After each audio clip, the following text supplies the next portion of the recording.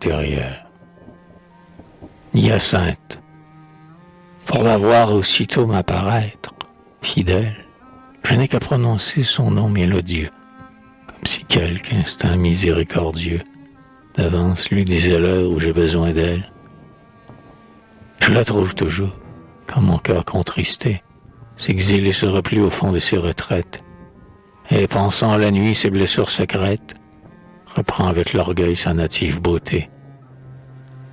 C'est dans un parc illustre où la blancheur des marbres, dans l'ombre ça et là dresse un beau geste nu, ruisselle un bruit d'eau léger continu, où les chemins rayés par les ombres des arbres s'enfoncent comme on voit aux tableaux anciens. Aux noblesses du cœur, le décor est propice, et parmi les bosquets l'âme de Bérénice semble encore sangloter des vers raciniens. Elle est là, sous le dais des ténèbres soyeuses. Elle attend, autour d'elle à chaque mouvement. Ses ailes font d'un vague et lent frémissement, ses plumes ondulées, les fleurs harmonieuses. Ses lèvres par instant laissent tomber le mot, unique où se concentre en goutte le silence. Le geste de ses mains pâles est l'indolence, et sa voix musicale est fille du sanglot. Nous errons à travers les jardins taciturnes, émus en même temps de limpides frissons, touchés de nous aimer dans ce que nous pensons, et nous penchons ensemble aux fontaines nocturnes. L'amour s'ouvre à ses doigts comme un lys infini, tout en elle se donne et rien ne se dérobe. Ses bras savent surtout bercer sous sa robe, son sein à la chaleur maternelle du nid. La pitié, la douceur, la paix sont ses servantes. À sa ceinture pend le rosaire des soirs, et c'est elle sans trêve et pourtant sans espoir, que je cherche à jamais à travers les vivantes. Elle est tout ce que j'aime au monde, le secret, l'amour aux longs cheveux, la pudeur au long voile. Même elle me ressemble au rayon des étoiles, et c'est comme une sœur morte qui reviendrait. Hyacinthe est le nom mortel que je lui donne. Souvent au fond des ans, par d'étranges détours, nous évoquons la même enfance au même jour, et sa voix dont l'accent fatidique m'étonne, semble du plus profond de mon âme venir. Elle a le timbre ému des heures abolies, et sonne l'angélus de mes mélancolies, dans la vallée au vieux clocher du souvenir. Et parfois elle dit, pâle dans la nuit profonde, pendant qu'au loin la lune argente un marbre nu, et qu'un ruissellement léger continue, mêle au son de sa voix l'écoulement de l'onde, pendant qu'aux profondeurs des grands espaces bleus palpite une douceur grave et surnaturelle, et que je vois comme un miracle fait pour elle, les astres scintiller à travers ses cheveux. Elle dit, quelques jours dans un pays suprême, ton désir cueillera les fruits puissants et beaux, dont la fleur blême ici languit sur les tombeaux. Et ton propre idéal sera ton diadème. Avec l'argile triste où chemine le ver, tu quitteras le mal, la honte, l'esclavage, et je te sourirai dans les lys du rivage, belle comme la lune, en été, sur la mer. Tes sens magnifiés vivront d'intenses fièvres, ivres d'intensité dans un air immortel. Alors s'accomplira ton rêve originel, et, penché sur mes yeux pleins de soir éternel, c'est ton âme que tu baiseras sur mes lèvres.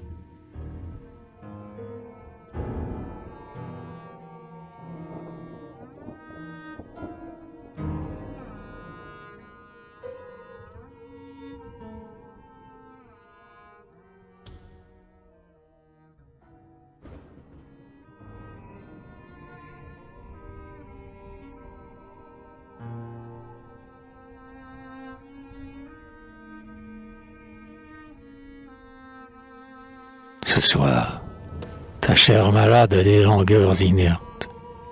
Entre tes doigts fiévreux meurent tes beaux glaïeuls. Ce soir, l'orage couve, et l'odeur des tilleuls fait pâlir par instant tes lèvres entr'ouvertes.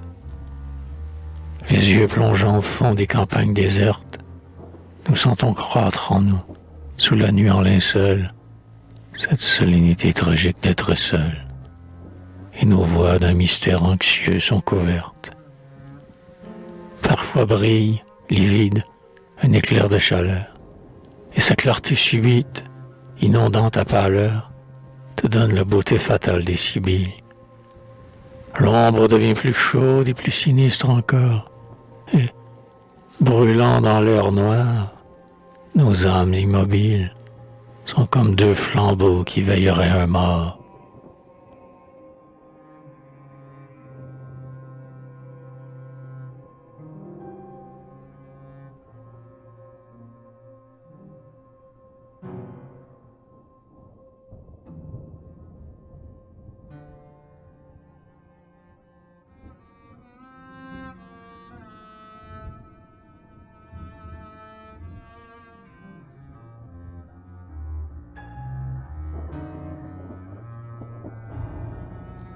Panthéisme.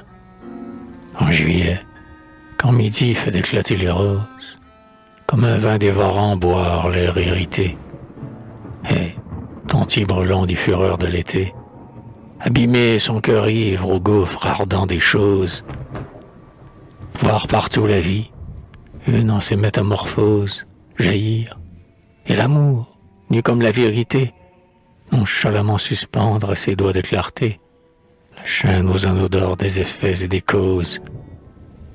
À pas lents, le front haut, par la campagne en feu, marcher, tel qu'un grand prêtre enveloppé du Dieu, sur la terre vivante où palpite l'atome. Sentir comme couler du soleil dans son sang, et, consumé d'orgueil dans l'air éblouissant, comprendre en frissonnant la splendeur d'être un homme.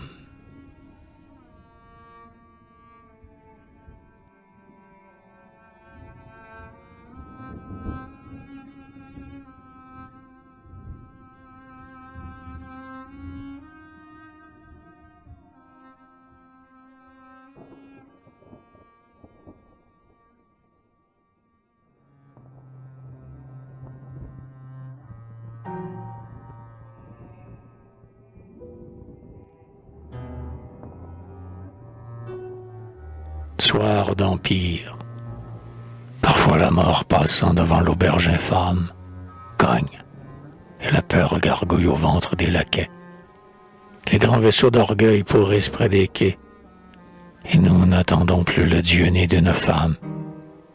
Orphelins du passé, nous avons tous dans l'âme, déserte au soleil, de mornes palanqués. Sur l'eau morte des cœurs fiévreux et compliqués, d'étranges feux follets font sautiller leurs flammes. Et seul, idole antique au sein nu parfumé, énigmatique avec ses yeux demi-fermés, la volupté qui couvre une funèbre joie, sourit, câline et sombre, au monde qui descend, et crispe avec langueur sur les coussins de soie, dans la tristesse d'or d'un parfum trop puissant, ses mains pâles parmi des roses et du sang.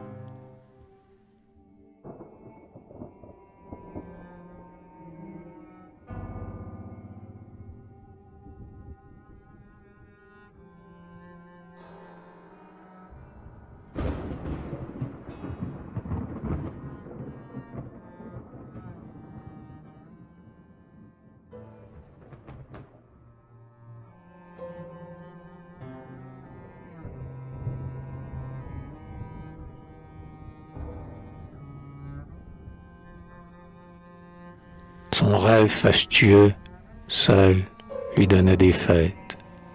Il avait son orgueil intime pour ami, grave, pour dérider un peu son front blêmi. Il regardait ses fleurs et caressait ses bêtes. Soumis à ses grands yeux étranges de prophète, de beaux désirs pareils à des tigres parmi, les jungles de ses sens s'étiraient à demi. Il vivait seul avec son âme pour conquête.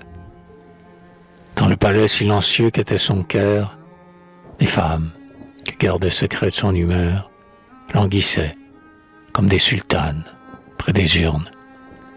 Lui, pâle, par les soirs délirants de jasmin, s'agenouillait, des larmes chaudes sur les mains. Et parfois, sœur aimante, aux terrasses nocturnes, la mort venait baiser ses lèvres taciturnes.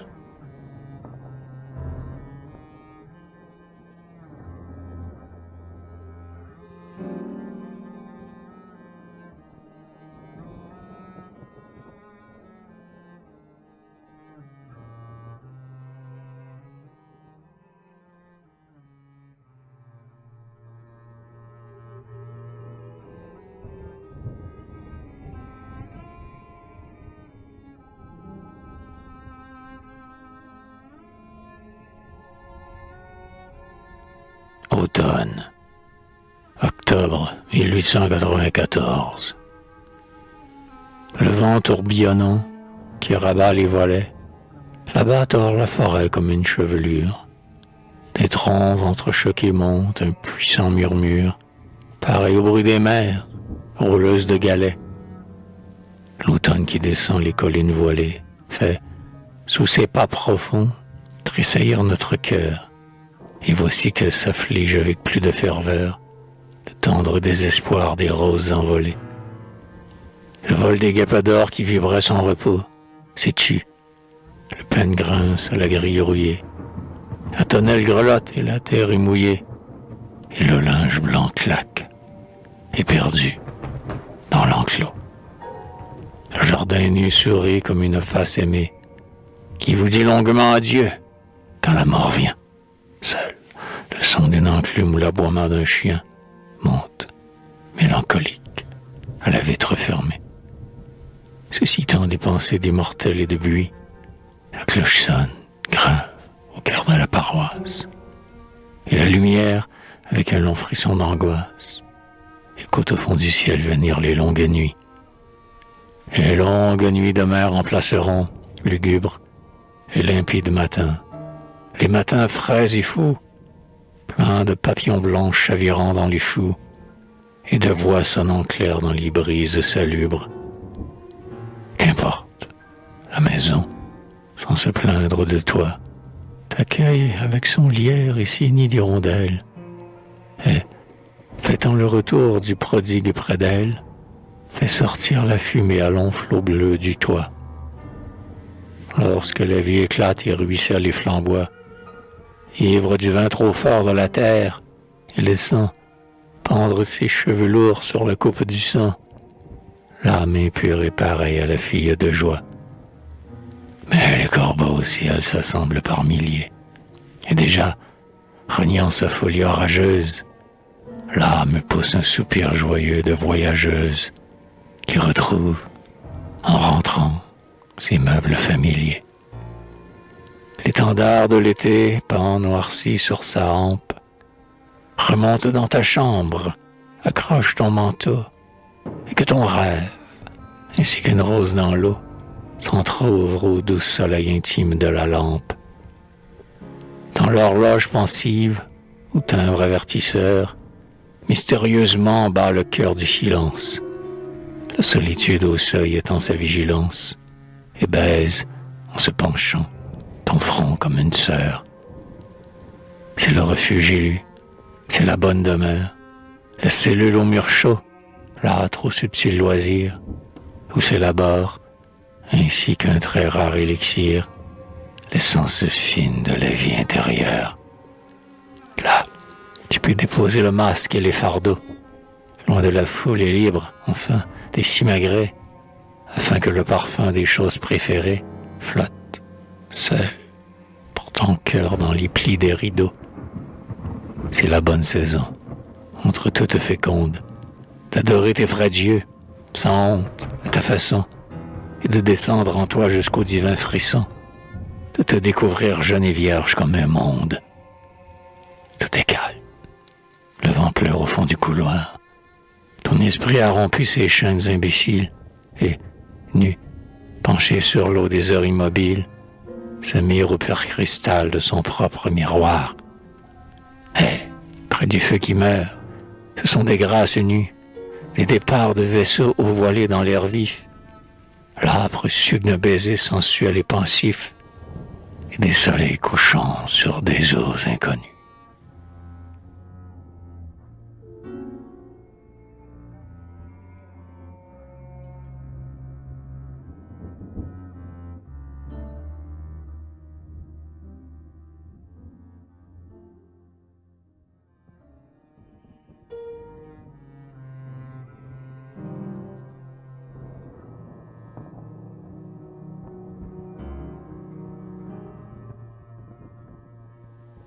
Mon enfance captive a vécu dans des pierres, dans la ville où sans fin, vomissant le charbon, l'usine en feu dévore un peuple moribond, et pour voir des jardins je fermais les paupières.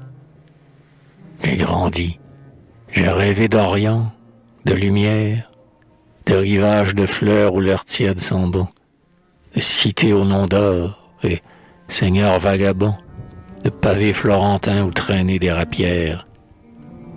Puis j'ai pris en dégoût le carton du décor. Et maintenant, j'entends en moi l'âme du Nord qui chante. Et chaque jour j'aime d'un cœur plus fort ton air de sainte femme, ô ma terre de Flandre, ton peuple grave et droit, ennemi de l'esclandre, ta douceur de misère où le cœur se sent prendre. Tes marais, tes préverts où ruissent de l'élan, tes bateaux, ton ciel gris où tournent les moulins, et cette veuve en noir avec ses orphelins.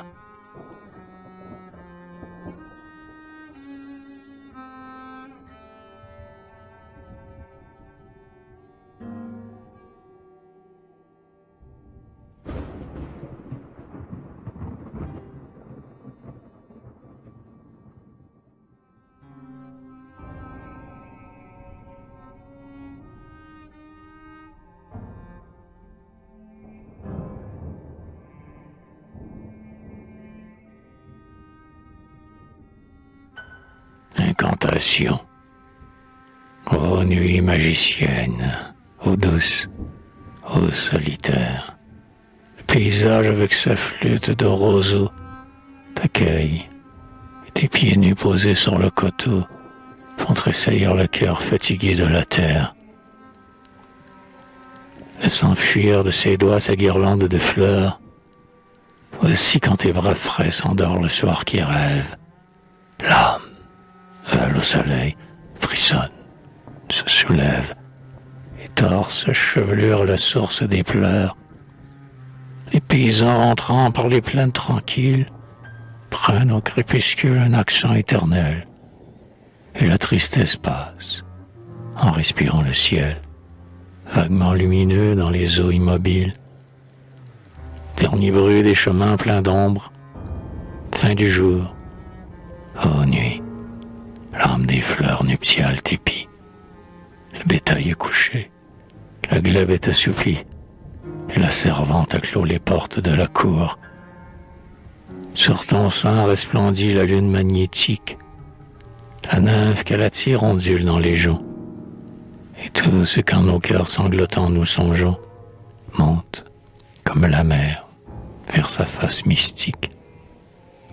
L'heure est harmonieuse et grave sous les cieux, l'ombre, étendue au loin, solennise les lignes, et l'homme, s'éveillant au mystère des signes, sent monter lentement la prière à ses yeux. Là-bas, la ville au loin presse ses toits sans nombre, seul, de la multitude anonyme émergée, les monuments, debout ainsi que des bergers, veillent pour témoigner de son âme dans l'ombre. L'abîme étoilé s'ouvre à l'ardeur de penser, et l'esprit, visité de rumeurs inconnues, s'étonne, et frémissant écoute au fond des nues, comme un grand fleuve noir, l'éternité passée. Ivresse, bras tendus au ciel, vol qui s'égare, baiser de l'infini qui rempart un instant, et toujours sous nos fronts ce vieux désir luttant, toujours l'héréditaire orgueil des fils d'Icare. Un vent sacré venu des espaces profonds détache le fruit mûr qui pèse au flanc des femmes, pendant qu'à son approche, au loin, les grandes âmes brûlent comme des feux allumés sur les monts. Je te salue, aux nuits des pâtres, des prophètes, mer où l'on voit le noir des grands enfantements, aux fécondes par qui, jumelles en tourment, les œuvres de la femme et de l'homme sont faites. Grande nuit, sanctuaire auguste des secrets, ô nuit, sœur de la mort, comme elle impénétrable, nuit d'Orphée et d'Isis, déesse vénérable, aïeule de la mer antique et des forêts. Une nuit divine aussi, vierge pure et clémente, qui ranime l'amour à ton sourire obscur, toi qui poses au cœur tes longues mains d'azur et portes le sommeil innocent sous ta mante. Seul, tu sais calmer les tourments inconnus de ceux que le mentir quotidien torture. Leur front brûle, et voici ta sombre chevelure. Leur âme est solitaire, et voici tes bras nus. Et chacun, dénouant les liens du masque infâme, dans ta forêt, sous l'œil d'or fixe du hibou, au large de son cœur promène un archer fou, et marche, magnifique et libre, dans son âme. Cependant qu'au buisson, l'oiseau sentimental, l'oiseau, triste et divin, que les ombres suscitent, sur les jardins déserts où les feuilles palpitent, fait ruisseler son cœur en sanglots de cristal. Minuit, la voûte est comme une église tendue. Le livre resplendit, au fond, d'or et de fer, et la chair est sublime et vibre avec l'éther, aux vagues de silence à travers l'étendue. Et déjà respirant les fleurs d'étranges soirs, le rêve s'aventure, enlacé par Hélène, au plus lointain mer de la pensée humaine, sur son char attelé de deux grands cygnes noirs. Ô nuit, tes pieds divins font tressaillir la terre, ta coupe d'argent noir contient les profondeurs, tu fais jaillir de nous les secrètes splendeurs, et je t'adorerai pour ce triple mystère. Ô nuit magicienne, ô douce, ô solitaire.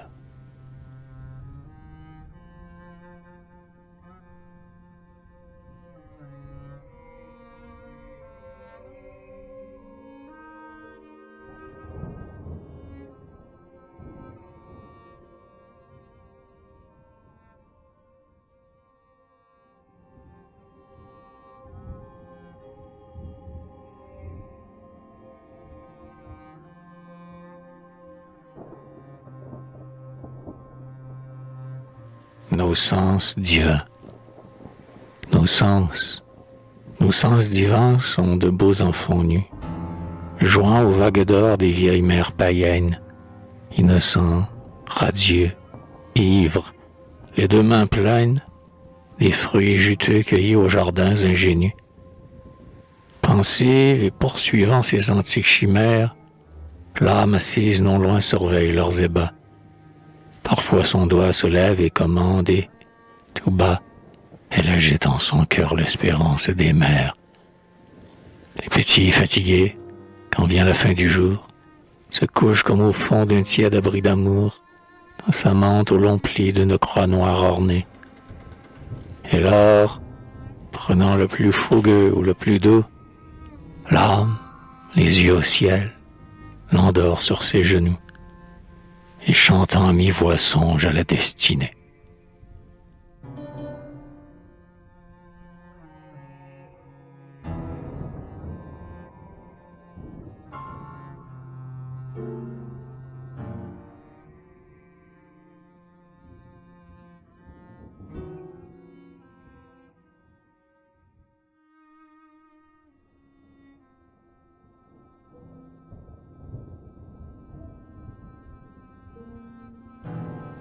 Mon cœur est comme un Hérode mort en Népal, un Salomon somptueux, triste et puissant, qui suit d'un œil magnifique et languissant les bals infinis dans les hautes salles. Rêves sans fin, les plus belles ont passé, portant des noms si doux qu'ils font chanter l'âme. Le roi s'ennuie à voir tourner ses femmes, roses de feu, les plus chaudes l'ont glacé. L'archet final sanglote sur la mineure. C'est une enfant qui danse comme l'on pleure. Sous son pas, c'est l'âne même qu'elle effleure. Elle s'appelle, eau suave, la pitié. Et dans son cœur, grand lys dur et solitaire, comme une eau fraîche et pure qui désaltère, le roi sent tomber les larmes de la terre, et s'élançant de son trône d'or altier, tombe à genoux et baise l'enfant aux pieds.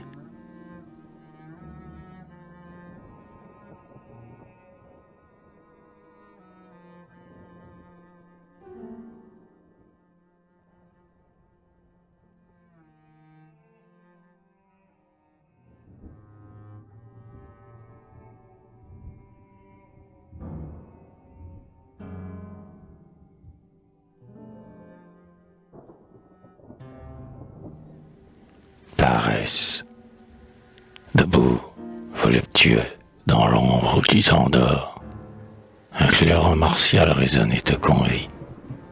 Debout ton cœur, debout ta pensée asservie. Ne faut-il pas que tu sois fort entre les forts? La volonté, lionne à l'indomptable sort, sous ses griffes superbes emporte au loin la vie. Et si hérite et triomphée, belle inassouvie, rugit à l'avenir sur des dépouilles d'or. Mais non, c'est la débauche en ce louche taverne qui t'attise à si yeux brûlés que le plomb cerne et souffle en ricanant ton pur flambeau d'orgueil. Ou bien c'est la câline et mortelle paresse, ensorceleuse pis qu'une vieille maîtresse qui te couche à son lit drapé comme un cercueil.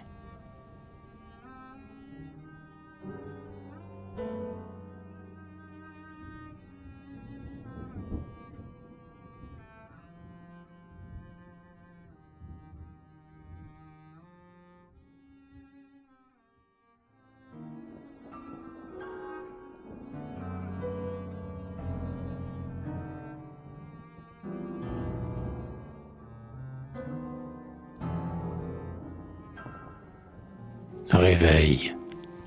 L'aube d'une clarté s'épanche dans mon âme.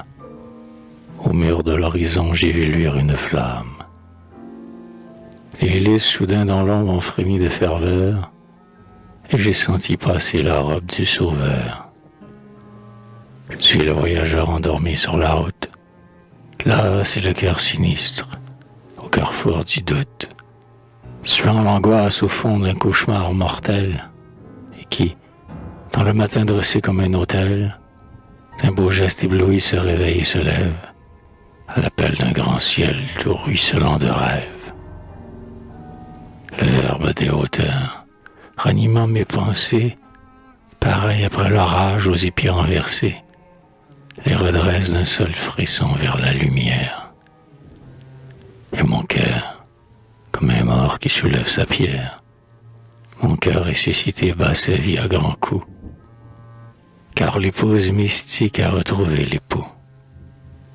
Oh mon âme, la nuit a lâché sa capture, tu peux encore tenter la divine aventure, et vers ton inconnu, d'un frémissant essor, monter légère au ciel comme une flèche d'or.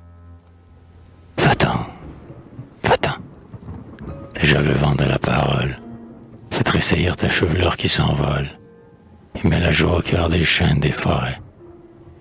Va, belle, conquérir les magiques secrets, dont l'amour a pour toi seul à soulever les voiles. L'amour t'attend, le grand papillon des étoiles, et flotte au large azur l'oriflamme d'argent. L'ange a terrassé l'égoïsme intelligent, la bête au ventre lourd, l'hydre l'échine torse, qui veut le mordre encore au talon et s'efforce.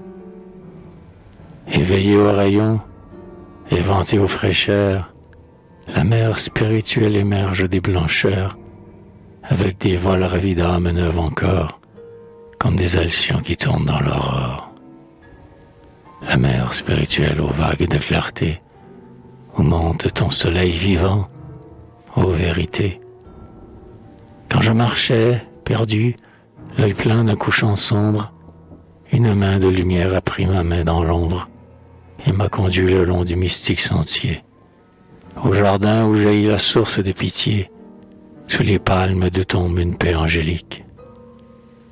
Alors j'ai revêtu la candide tunique, et l'espoir des enfants a visité mon cœur. Oh mon âme, sois donc forte et fuis la langueur, l'âme sanglot au miel du rêve et de la flûte. La vie est à ce prix, roidis-toi pour la lutte. N'attends pas avènement, ton futur t'appartient.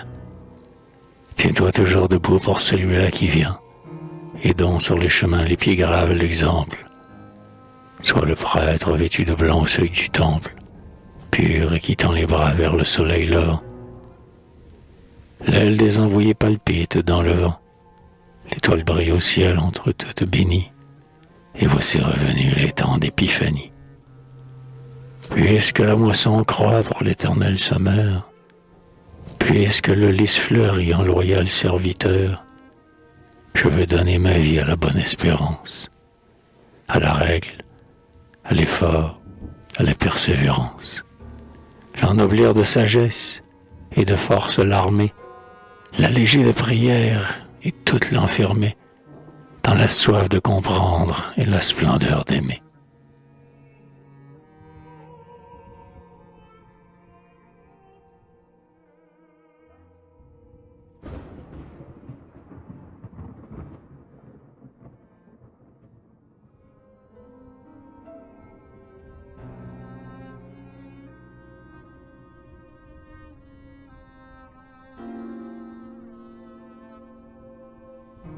Ténèbres, les heures de la nuit sont lentes et funèbres. Frère, ne trembles-tu jamais en écoutant, comme un bruit sourd de mer lointaine qu'on entend, la respiration tragique des ténèbres? Les heures de la nuit sont filles de la peur. Leur souffle fait mourir l'âme humble des veilleuses, cependant que leurs mains froides et violeuses s'allonge sous les draps pour saisir notre cœur. Une âme étrangement dans les choses tressaille, murmure au craquement qu'on ne définit point. Tout dort, on n'entend plus, même de loin en loin, quelques pas décroissant le long de la muraille. Pâle, j'écoute au bord du silence béant. La nuit autour de moi, muette et sépulcrale, s'ouvre comme une haute et sombre cathédrale, où le bruit de mes pas fait sonner du néant. J'écoute, et la sueur coule à ma tempe blême, car dans l'ombre une main spectrale m'a tendu un funèbre miroir où je vois, confondu, monter vers moi du fond mon image elle-même. Et peu à peu j'éprouve à me dévisager, comme une inexprimable et poignante souffrance, tant je me sens lointain, tant ma propre apparence me semble en cet instant celle d'un étranger. Ma vie est là pourtant, très exacte et très vraie.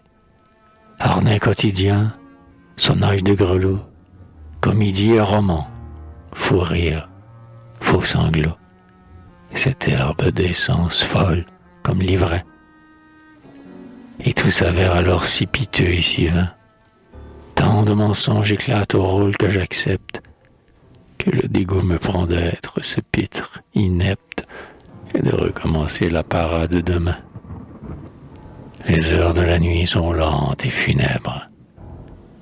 L'angoisse comme un drap mouillé colle à ma chair, et ma pensée, ainsi qu'un vaisseau sous l'éclair, roule désemparé au large des ténèbres. De mortelles vapeurs assiègent mon cerveau. Une vieille en cheveux qui rôde dans des tombes ricane en dégorgeant lentement des colombes, et sa main de squelette agrippe mon manteau. Cloué par un couteau, mon cœur bat, mon sang coule, et c'est un tribunal au fond d'un souterrain, où 3 juges, devant une table d'airain, siègent, portant chacune rouge cagoule. Et mon âme à genoux, devant leur trinité, râle en claquant des dents, ses hontes, sa misère. Et leur voix n'a plus rien des pitiés de la terre, et les trous de leurs yeux sont pleins d'éternité. Mais soudain, dans la nuit d'hiver profonde encore, tout mon cœur d'un espoir immense a frissonné. Car voici qu'Argentine, une cloche a sonné, par 3 coups espacés, la messe de l'aurore.